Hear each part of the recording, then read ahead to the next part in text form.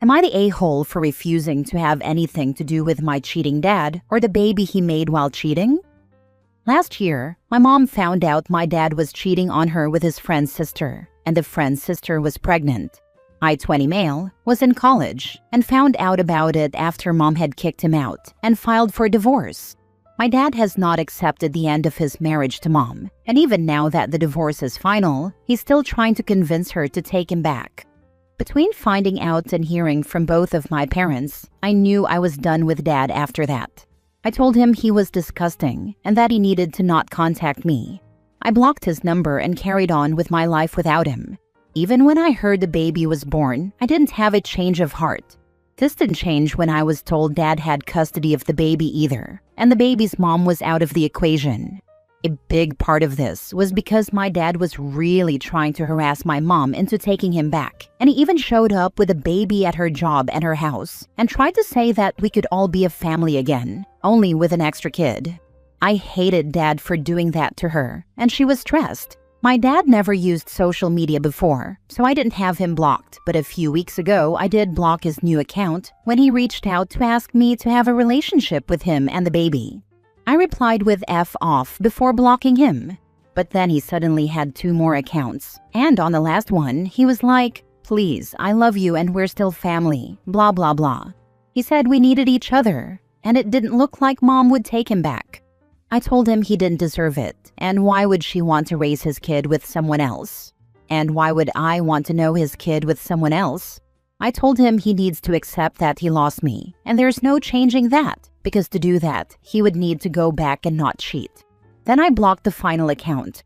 That was meant to be the end of it, but my uncle, dad's brother, decided to speak in defense of dad. He told me dad was a bad husband but a good dad, and that should count more for me.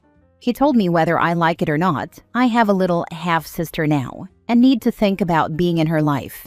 He asked me to consider what would happen if I got the call tomorrow that dad died. I told him I'd carry on living my life and would refuse to be a part of that. That ticked him off, and he told me I'm being overly harsh about it. I think he's defending my dad too much, and I told him that. He said dad cheated, but he didn't physically harm anyone. I pointed out that he could have caught anything while cheating, and he did go and make a baby with someone else. My uncle said the baby is a good reason to work on letting it go because she needs more family. I told my uncle to drop it because I will never want either my dad or the baby in my life. He told me I was old enough to be more mature and less of an a-hole to the innocent, and at an age where I should stay out of my parents' relationship. Am I the a-hole? Now for the top comments. This: dad lost his affair partner and was saddled with a baby and wants to play happy family in a house that he single-handedly nuked. OP not the a-hole, but dad sure is. The way my dad keeps trying to get mom to take him back just shows us why we need to keep him far away. He doesn't care about mom's feelings, and he might not even care if his baby would be loved and wanted, or if she'd be hated and rejected as long as he can get back in. He's taking a huge risk with her by asking mom, because why would she love and want that baby? But maybe that's not a big deal to him. He wants a babysitter and someone to take care of the child because he doesn't want to. Your father should have considered the repercussions before deciding to cheat on your mother. Not the a-hole. It would have been a wise move on his part, but he doesn't seem too capable of those. Not the a-hole. How are you and your mom doing? He cheated with his friend's sister, so I'm assuming your dad knows that family, and they should provide family support. And he clearly has a brother that's okay with infidelity, so that's one more person for his daughter's family unit. And none of them are you and your mom. I wish you and your mom the best. My mom's really stressed because dad won't leave her alone. I know she called the cops twice and went to a lawyer to see what she could do to keep him away. Right now, that's nothing. They don't want to know. I'm doing okay, disgusted with him and trying to be there for mom, and I feel awful she's dealing with his manipulative attempts to win her back. Next story. Am I the a-hole for refusing to be the default babysitter just because I'm the only one in the family without kids? I'm 27 female, and I'm the youngest in my family. I have 2 older sisters, both in their 30s, who each have 2 kids. Every family get-together lately has turned into, Can you just watch the kids for a bit while we catch up? And a bit somehow becomes the entire afternoon. I love my nieces and nephews, but I don't go to family events to be a free babysitter, while everyone else relaxes with a glass of wine and talks about Bridgerton. I just want to eat some food and gossip with the adults too. Last weekend, I came to a barbecue, and the second I walked in, I got handed a diaper bag and told, "You're on kid duty." I literally hadn't even taken off my shoes yet. So this time, I said, "Nope, not today," and just sat down with my plate of food like everyone else. Cue the drama. One sister said I was being selfish and don't understand what it's like being a mom. The other tried to guilt trip me with, "You have no responsibilities. You should help." Huh? Because I'm single and child-free, I owe them free childcare? Now the group chat is cold, and my mom says I could have helped a little to keep the peace. But I feel like if I keep saying yes, they'll never stop treating me like the built-in babysitter. I wasn't rude, I just said no. Am I the a-hole for drawing a line? You're within your rights to keep saying no. Your sisters are being ridiculous. No is a complete sentence. Your mom is wrong for encouraging you to essentially be a doormat. Even if they needed help, there are better ways to ask for it rather than being d-heads. You're not the free family slave because you have no kids. Thanks for this. Honestly, that line, "No is a complete sentence," hit me hard. I've always felt kind of pressured to just smile and go with it because I didn't want to start drama. But I'm realizing now that keeping the peace shouldn't always come at my expense. And yep, the way they just expect it now is what really bugged me. I wouldn't mind helping if they actually asked nicely and didn't treat me like the built-in nanny. Appreciate your comment. It made me feel way less crazy for finally saying no. Maybe their husbands should have stepped up. Yes, dads can parent too. You know, I just don't get it. When my kids were young, adults now, if we went to a get-together, we both kept an eye on them. We had a loose rule that if my family, he'd step up more if I wanted a drink and vice versa. And all my siblings were the same. And in our in-law families as well. Everyone I knew behaved this way. And that was in the 90s and early 2000s. I didn't think we were ahead of our time, so I don't understand fathers now that just don't step up. I could have helped a little to keep the peace. Why is it that in order to keep the peace means I have to bend over? Everyone else is peaceful when I'm raging internally. Peace comes when it's at my expense. F that. You all can watch your own damned kids, not the a-hole. Oh my god, yes, that part hit me hard. Keep the peace basically just meant don't rock the boat, even if you're drowning quietly. It's always on the easygoing one to suck it up. I swear if I had $1 every time I was expected to be the chill one just so others could have it easier, I'd be rich and babysitter free, haha. Thank you for getting it. It's honestly so validating to know I'm not crazy for setting one small boundary. Is there any reason your mom couldn't help out to keep the peace? Because mom and dad want to catch up with their girls, and they can't do that with kids in the way. And OP doesn't count because she's still a teen. I know she's not, but to her parents she is, and she hasn't started a family yet. I bet if we keep giving her the kiddos, she'll see the error of her ways and start popping out grandkids for us. We'll teach her. Probably OP's parents' thoughts. Next story. Am I the a-hole for refusing to change my plans for my sister's wedding anniversary? I'm a university student, and I moved to a bigger town 3 years ago. All my family stayed in my small town. Last year, I didn't visit them during summer vacation because I got a part-time job and wanted to raise some money. That same year, in August, my sister got married. I was not invited, and no one even texted me about it until a week later, when my mom asked, "Why didn't you congratulate her?" Then I explained to her that I had no idea she got married. A few months later, I learned that my aunt and sister still think I did it on purpose because I knew she was pregnant. I learned about her pregnancy from my mother too, because she, again, asked why I didn't congratulate her, and that I could have asked when the wedding would be. Also because my sister published photos from her wedding on her social media. This year, I was denied an internship and decided not to get a part-time job and to visit my family, because next summer I will try and apply for internships again. My sister said that since I'm here this summer, she would like me to attend her anniversary party and implied she wants to receive a gift. I said I can't attend because my plane leaves on August 20th. She suggested I buy another ticket and refund this one because she's inviting me a month in advance.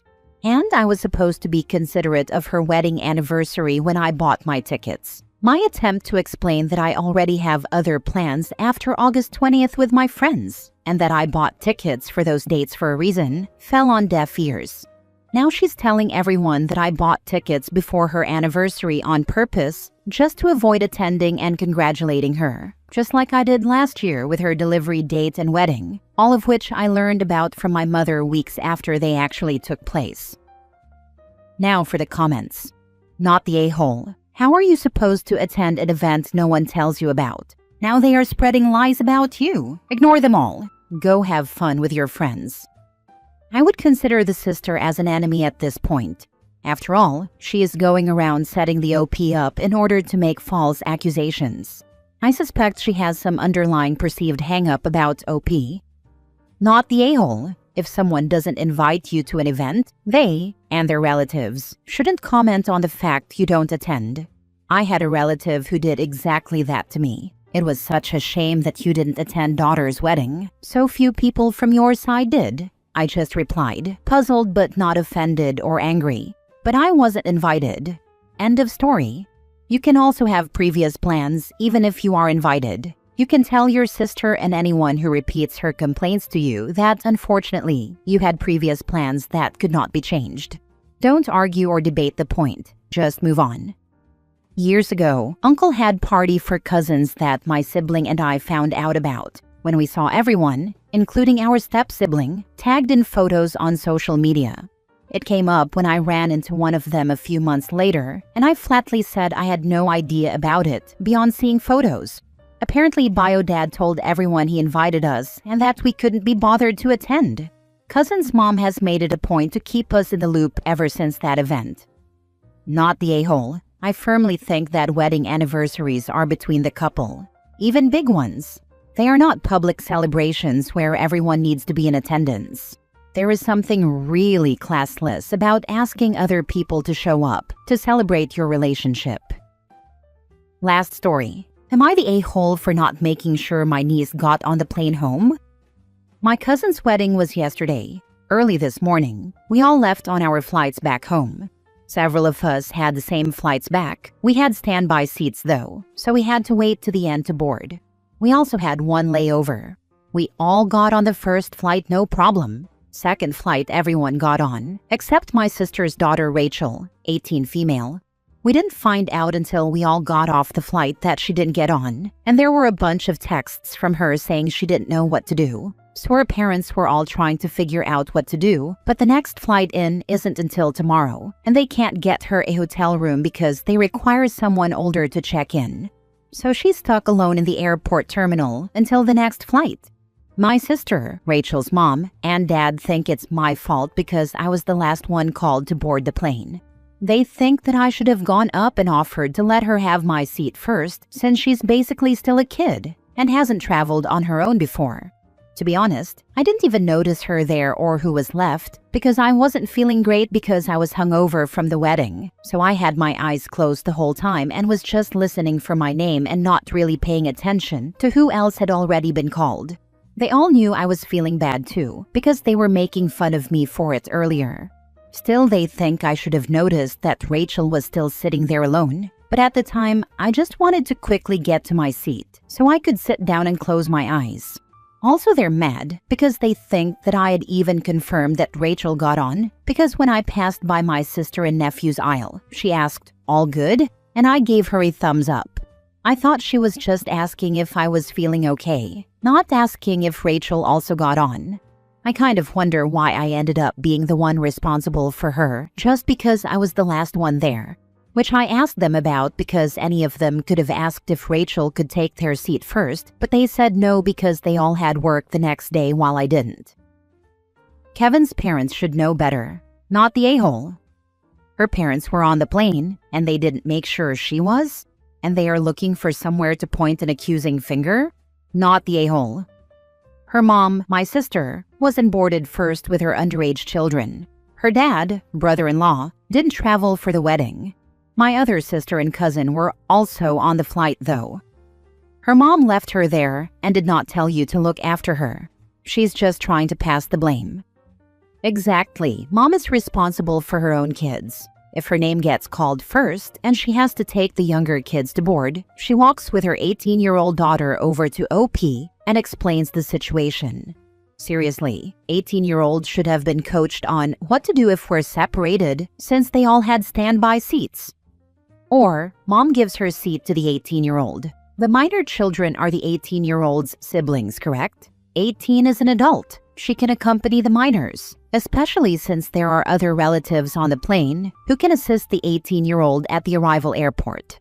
Not OP's fault that his sister planned poorly and flew herself and her kids standby when she had work the next day. Poor planning on your part does not constitute an emergency on my part. Not the a-hole. Mom, 1, was being selfish by not giving her seat to her daughter, and 2, is trying to pass the buck on to OP. If she's not old enough to handle making her flights, her parents should have went with her. Not your responsibility to pick up the slack. They were on the flight, and so was her brother apparently. OP must be the family scapegoat. To be honest, until I was 21, I had a very difficult time getting a hotel room. A lot of places don't like to check anyone under 21 in. When I was 18, it took a partner and I 6 different hotels to find one that would let us stay on a road trip, because neither of us were 21.